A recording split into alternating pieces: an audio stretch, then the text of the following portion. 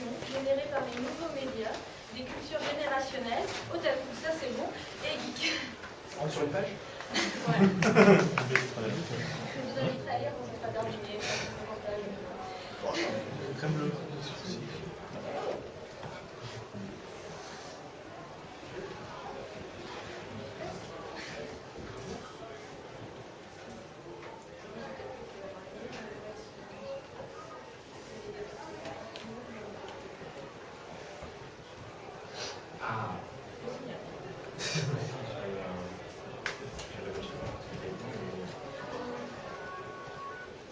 C'est sur le entraînement, je suppose, une vidéo.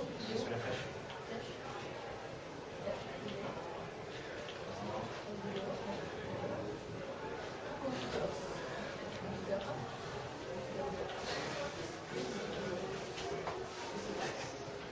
Ah.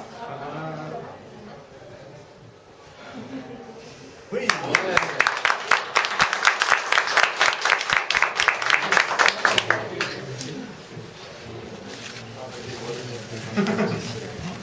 Skynet, le vaincre.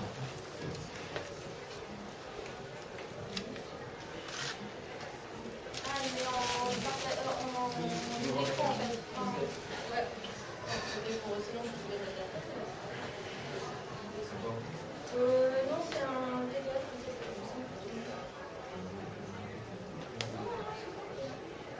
Ah non, non, ah oui, oui, non.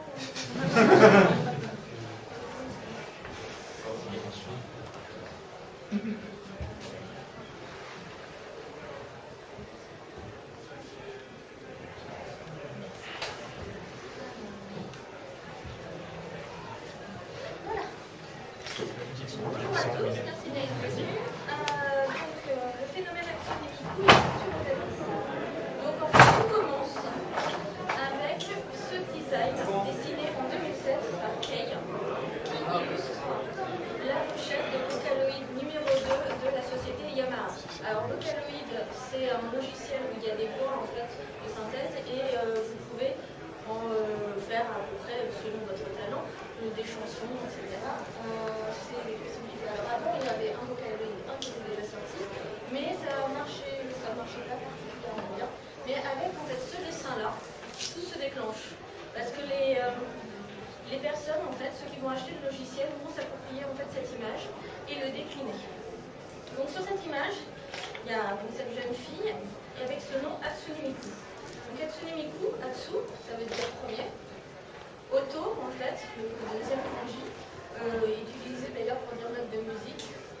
Donc ça veut dire premier son. Et Miku, en fait, ça c'est des katanas, parce que ça fait plus peur. Mais sinon, Miku, ça peut s'écrire avec les kanji utilisés pour Mikai, donc c'est donc Miku futur. Donc ça devient le premier son du futur. Donc Hatsune Miku, c'est un objet d'Ojin. D'Ojin, en fait, c'est par soi-même, en fait, refait par soi-même. Donc ce qu'on sait d'elle, c'est qu'elle a 16 ans, qu'elle fait 1m58 et 42 kg. On sait aussi qu'elle a des couettes turquoises. Je ne rentrerai pas dans la discussion si elles sont vertes ou bleues. Je botte en touche sur turquoise, des yeux turquoise assortis, un micro, un manchon high-tech, un tatouage 01, un habit d'écolière futuriste. Bon, l'habit d'écolière, on reconnaît en fait l'idée de la petite cravate, de la chemise, de la jupette, avec des bottes ou chaussettes hautes, qui donnent à laisser voir en fait cette zone très importante dans la culture otaku du Zeitai lyrique. Donc là il y a des classements en fait, selon en fait ce qu'on voit entre le haut de la jupe et ce que laisse voir de la chaussette, c'est plus ou moins sexy en fait dans la hiérarchie de la culture otaku. Donc, elle est dans le top, hauteur, proportion. Donc c'est un objet aussi d'Ojin-Zaishi. Alors Dojin-Zaishi, ça peut se contracter en Dojin-shi, et Dojin-shi, ça veut dire revue de cercle. Donc on pourrait traduire ça en français par fanzine. Donc ça va de l'illustration au manga, en passant par aussi le roman légèrement illustré. Donc elle se fait donc dessiner par des amateurs en version un peu plus enfantine, donc kawaii, en version super déformée, en furry, donc avec des attributs animaliers mignons, en maid, parce qu'on rentre de plus en plus dans le fantasme, et ecchi hentai, mais j'ai été très soft sur le choix de la sélection. Je ne voulais heurter aucun C'est aussi un objet, évidemment, par sa base, le fait que ça soit un logiciel Vocaloid, c'est quand même la base, hein, c'est pas Hatsune Miku, à la base c'est un logiciel quand même de musique. C'est un objet forcément donc auto, donc là on reprend l'histoire du kanji la note de musique, Autokei Dojin ou Dojin Music. Donc à la base, vous achetez ce logiciel pour pouvoir en fait créer votre propre musique et potentiellement sortir en fait des Dojin music que vous pouvez vendre au Komiketo ou ailleurs. Donc là, on voit une interface du logiciel, une couverture, l'une des possibilités. Et là où arrive une petite révolution, c'est en 2008 avec l'invention de Miku Miku Dance. C'est un Dojin Soft fait par Iguchi Yu, qui met donc Dojin Soft, c'est pareil, c'est toujours ouvert, seulement Soft c'est logiciel. Et donc du coup, il met ça à la disposition des gens qui composent déjà des musiques pour Miku. Et comme ça, ils peuvent animer un personnage 3D et permettre en fait une diffusion de clips plus facilement. Donc là, par contre, c'est pas les Dojin, c'est du vrai Gemu. Un Gemu, jeu vidéo japonais, avec les Project Diva que produit Sega. Donc ça, par contre, c'est une grosse firme qui sont toujours en cours de production et qui commencent dès 2009. On peut noter en fait que le visuel là aussi est fait par Kei, donc d'une certaine manière, il y a un côté très officiel dans ce genre de produit. Mais nous avons d'autres choses. Dans le Dojin Gemu, nous pouvons avoir Hatsune Miku en mode dans Half-Life. Nous pouvons l'avoir dans le GTA portant une mitraillette et s'amusant avec des passants. Et surtout dans Skyrim en train de découper avec ses doubles poireaux coupants, tranchant des d'épée, ses ennemis. Bon, elle est aussi déclinée en cosplay. Alors, premier cosplay classique, Hatsune Miku. Deuxième cosplay, c'était le Fuyu Kumiketo, donc elle est Kumikette d'hiver, donc en Mère Noël. Et le dernier en fait, c'était un artiste qui s'habille en fait avec Miku, donc c'est un homme, hein, c'est pour ça qu'il a aussi une grosse tête qui remplace la tête d'une jeune fille artiste. Et alors lui, en fait, son truc, c'était, il parcourait le Japon à bicyclette et il se faisait photographier habillé en Miku. Il parcourait le Japon en bicyclette en Miku et il se faisait photographier sur les paysages japonais par les passants. Donc plusieurs versions du cosplay de Miku. Puis évidemment, au concert live, le premier concert live 22 août 2009 au grand stade de Saitama, devant plus de 60 000 personnes. Et comme vous l'ignorez sans doute pas, en ce moment même, première en fait de Lady Gaga sur la tournée nord-américaine. Alors, elle est aussi l'objet de muse par des artistes contemporains avec une certaine réputation, Shibuya Keshiro, qui s'est associé au départ avec Azuma Hiroki. Azuma Hiroki, en fait, c'est l'auteur de Génération Otaku, les enfants de la postmodernité. Donc c'est un philosophe très connu qui a beaucoup théorisé autour en fait de l'otakisme. Et ils ont en fait fait à deux l'album Initiation. Alors fait à deux, c'est-à-dire que Azuma a écrit les paroles de la chanson Initiation qu'on retrouve sur 10 chansons 6 fois dans l'album, avec une autre chanson qu'on retrouve 3 fois qui s'appelle Reality et une seule fois. En gros, il y a 3 chansons sur l'album. Mais donc Azuma a écrit les paroles d'Initiation et Shibuya Keshiro, lui, en fait, a fait la musique. Initiation, en fait, c'est aussi designé, donc le clip, les pochettes sont designées aussi par YKBX, et YKBX c'est aussi celui qui a travaillé avec Shibuya sur The End. Donc il y a un grand parallèle à faire entre le clip d'Initiation et même tout l'opéra de The End. Alors, dans le côté anecdotique, je crois, quatrième aria, donc chant, l'avant-dernier, c'est exactement l'aria de l'Initiation. Seulement, à aucun moment, on verra que le nom de Azuma Hiroki est écrit en tant que parolier. Donc, je ne sais pas ce qui s'est passé, mais c'est passé à la trappe. Donc, là, on voit en fait Initiation. Donc, Initiation, elle crache de l'eau, l'image est un peu moche, mais on la voit en fait, il y a un truc, et là, elle se noie. Donc, il y a déjà un parallèle à faire. Ici, dans Initiation, elle est attaquée par des espèces de monstres. Avec des semblants de couettes que l'on retrouve ici, parce qu'elle a à peu près la même silhouette monstrueuse. Donc dans l'opéra, c'est une sorte de vision en fait d'un clown monstrueux qui montre sa communauté à la fois fan, qui la remplit et qui lui donne sens. parce qu'Hatsune Miku, en fait, est une enveloppe qui est remplie à qui on donne sens. Et là, elle se fait donc attaquer par des fourchettes transpercées. Dans l'opéra, son cœur et sa tête, il y a aussi des images avec sa tête, sont transpercés par des fourchettes. Bon, bref. Donc, dans Initiation, on voit déjà les horribles petites souris, mais heureusement, elles ne parlent pas à ce moment-là, que l'on retrouve dans l'opéra The End. Donc, on voit qu'il y a vraiment un lien entre les deux. Et dernier parallèle, ça c'est dans Initiation, elle est avec un masque à gaz entouré en fait de fumée, et on retrouve en fait ce genre d'image, donc tout entouré de fumée, masque à gaz, dans The End aussi. Donc c'est toujours par rapport à la mort. Shibuya Kishiro est très bloqué sur la mort, etc. Elle a une vie facile et il bloque beaucoup.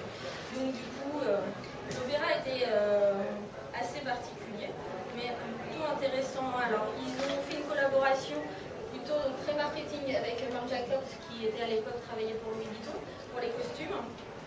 L'opéra en lui-même a été écrit, donc le livret par Okada Toshiki. Donc le livret, en fait, c'est ce qui compose un opéra. Et pour le coup, même si c'était pas du lyrique, la composition de l'opéra était une composition dite classique de l'opéra. Donc en rien, ce n'était pas un opéra. Donc 6 récitatifs, un arioso et 4 arias. Les récitatifs, c'est quand les personnages parlent, sont trop chantés pour faire avancer l'histoire, du genre je rentre par la porte, je le vois, etc. L'arioso, c'est des demi-chants, et aria, c'est les grands chants normalement lyriques qui font plus ou moins avancer l'histoire, mais qui donnent plutôt un thème. Alors, elle a été aussi la muse de Murakami Takashi, qui est un artiste contemporain japonais plutôt très connu, qui s'est associé avec Livetune et pour qui il a réalisé en fait le clip de Ridial. Mais ça ne s'est pas arrêté là parce que en fait c'est aussi le thème principal de son premier film live qui s'appelle Mememe no Kurage, qui est sorti un mois d'intervalle en fait, un mois plus tard. Il y a aussi Tara Knight. Alors Tara Knight, elle a créé les Miku Mentari. Donc c'est des petites vidéos que vous pouvez voir sur internet qui durent en règle générale 5 minutes, qui sont sur des thèmes à chaque fois. C'est plutôt bien fait, intéressant. Donc le premier épisode s'appelait Everybody Voice et Icon. Les 3 premiers sont sous-titrés en français, les autres non, mais comme c'est en japonais et anglais, c'est pas très compliqué en fait d'arriver à comprendre ce qui se dit. Le deuxième épisode sur les thèmes éphémères, hologrammes et étranges. Le troisième, en fait, qui était sur la culture participative, a été exposé au Mori Art Museum, qui est un très gros musée en fait à Tokyo sur l'art contemporain. Donc, qui a fait l'objet d'une exposition qui s'appelait All You Need Is Love, de Chagall, en passant par Kusama et Hatsune Miku, qui faisait un peu provoque certainement pour ceux qui Chagall, voilà, bref, pour l'art dit traditionnel, etc., déterminé par Hatsune Miku. Elle a fait aussi, donc ça c'est un jeu du comiquette, donc conversation communauté. Et le dernier était sur la déification, le côté pop-star et l'idéal, la fille idéale.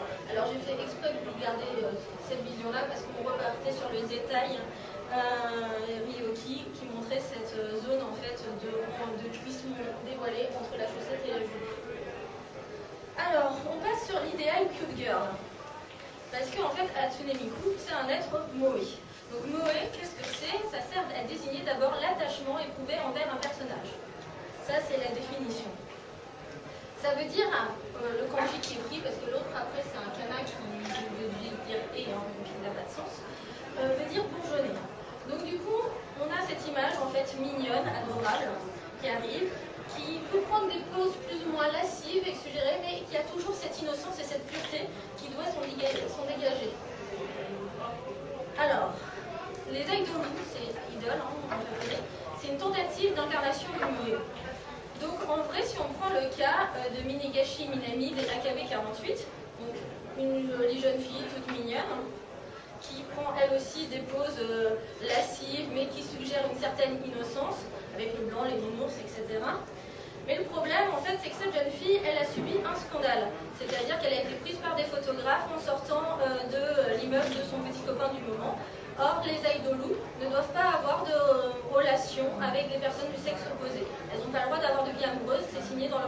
dès le départ. Donc, par rapport à ça, comme elle risquait en fait de se faire exclure de son groupe, elle s'est rasée la tête en guise de bénistance. Ces images ont fait en fait le tour du monde parce que beaucoup ne comprenaient pas l'idée en fait que pour la société japonaise, se raser la tête, c'est demander pardon, etc. Et que c'était pas quelqu'un qui l'avait obligé à se raser la tête, donc ça c'était un peu compliqué. Et maintenant, ça va quand même beaucoup mieux, puisque même si elle a été rétrogradée à un moment donné en tant qu'étudiante à KB, alors qu'elle était à la base IAKB, du groupe principal, elle est maintenant rechef d'une équipe et elle repart sur le côté je serai une être moe, kawaii, mignonne, etc. Et j'aurai des femmes qui m'adoureront pour justement ce côté intouchable, doux et sensible. Le problème, c'est que c'est les élèves virtuels qui gagnent. Parce que, quoi qu'il arrive, même si Minami, elle est sur la voie de la rédemption, son âge la rattrapera tôt ou tard, donc au bout d'un moment, elle ne pourra plus être l'être moe, la mignonne, la jolie petite créature. Hatsune Miku, c'est le moe parfait, l'être moe parfait. Car...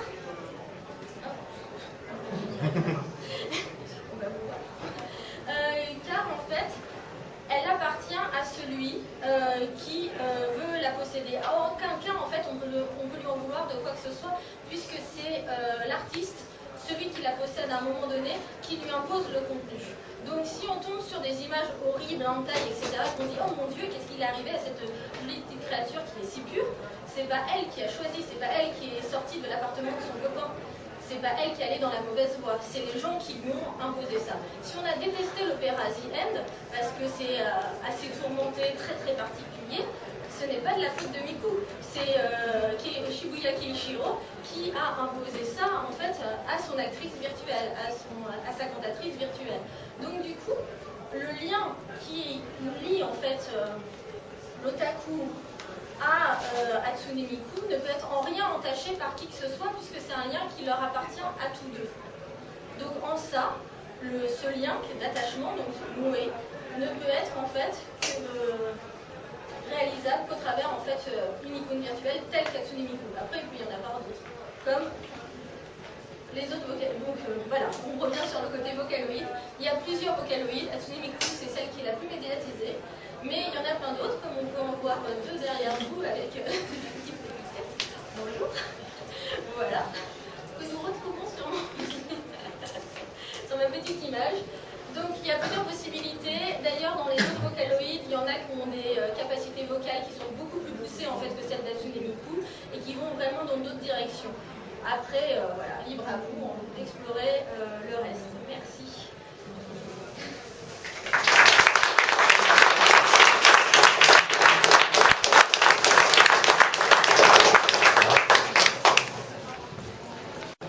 Votre étude vous a pris combien de temps? Là, de faire ça? Non, le tout, les recherches, vous avez fait des recherches. En fait, j'ai une partie de ma thèse qui parle là-dessus, donc c'est un peu compliqué de dire combien de temps ça a pu prendre. Déjà, il y a plusieurs choses. Je suis allée voir déjà l'opéra, pour pouvoir en parler et tout ça. Après, en fait, j'avais écouté différentes choses de Miku, donc j'ai pu faire les liens avec initiation, etc. Et voir que je ne comprenais pas pourquoi Azuma n'était pas mis dedans, etc. Donc on m'a dit, en off, que Shibuya Keishiro se discutait énormément avec les gens et donc du coup c'était peut-être pour ça qu'il n'y avait plus de mention en fait de Azuma Hiroki. Après on m'a dit la même chose par rapport au livret, le monsieur avec qui il a écrit le livret, c'est pareil, maintenant ils sont fâchés. Donc je ne sais pas si pour après il y aura ou pas une mention de son travail pour un après, je ne sais pas trop. Donc c'est un peu compliqué. Je ne sais pas trop comment dire. Puis je suis partie au Fouillis de Comiket, donc du coup j'ai vu aussi d'autres choses. Donc voilà, je ne peux pas vraiment dire. Alors à partir de toutes les données que j'avais pour faire ça, je ne sais pas, ça m'a pris peut-être une journée pour bien remettre tout en place, mais après j'avais déjà les données en fait en amont, il fallait que je les organise et puis je pense ça a duré 20 minutes. Et voilà, ça c'était pas grand-chose.